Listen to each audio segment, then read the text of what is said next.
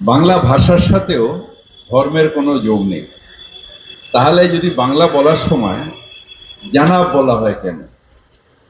উর্দু ভাষার সময় আমি যখন উর্দু বলবো তখন নিশ্চয়ই জানাব গৌতম ঘোষ বলবো, কিন্তু যখন বাংলা বলবো তখন শ্রী ফিরাদ হাকিম, যখন ইংলিশ বলবো তখন মিস্টার। এটা কিন্তু আমরা বেশিরভাগই সময় ভুল করি। তার কারণ ধর্মের সাথে ভাষার কোনো সম্পর্ক নেই। আমরা যে ভাষায় কথা বলি সেই ভাষার, আমরা বাংলা ভাষায় কথা বলি, আমরা বাঙালি। যারা অন্য ভাষায়, গুজরাটি ভাষায় কথা বলেন তারা গুজরাটি, যারা উড়িয়া ভাষায় কথা বলেন তারা উড়িয়া। তো যে যার নিজের ভাষায় কথা বলে। এবং আজকে যেটা সব থেকে বড় নিদর্শন সেটা হচ্ছে শুধু কালচারাল এক্সচেঞ্জ না, আমাদের যে আস্থা, সেই আস্থার এক্সচেঞ্জ। একটা সময় ছিল যখন এই গণেশ পুজো মানে আমরা ভাবতাম যে বম্বে, গোয়া এই জায়গায় গণেশ পুজো হতো, আর আমরা দুর্গা পুজো, কালী পুজো করতাম। কিন্তু এখন এক্সচেঞ্জ অফ কালচার হওয়ার সাথে সাথে আমাদের এই আস্থার উপরেও কিন্তু এক্সচেঞ্জ, প্রচুর গণেশ পুজো এখন এখানে হচ্ছে, এখান থেকে অনেক পুজো, দুর্গা পুজো ওখানে হচ্ছে, দিল্লিতে হচ্ছে।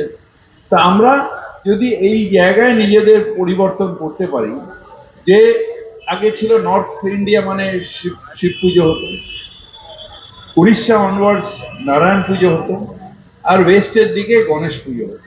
এটা মোটা। আর আমাদের ইস্টের দিকে আমরা দুর্গা পূজা, কালী পূজা এটা করতাম।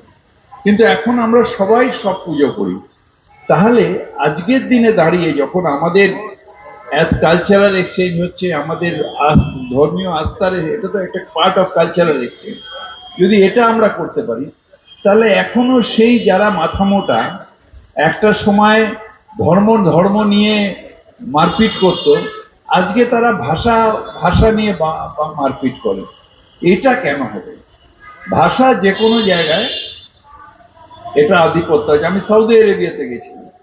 সৌদি আরবিয়াতে আমার অত্যন্ত গর্ব অনুভব করলাম যখন অ্যারাবিক ভাষার সাথে বাংলা ভাষা লেখা আছে, উজু করিবার স্থল, এই এই এটা বাহিরে যাইবার প্রস্থান পথ, এরম ভাবে সেখানেও বাংলা ভাষা লেখা রয়েছে।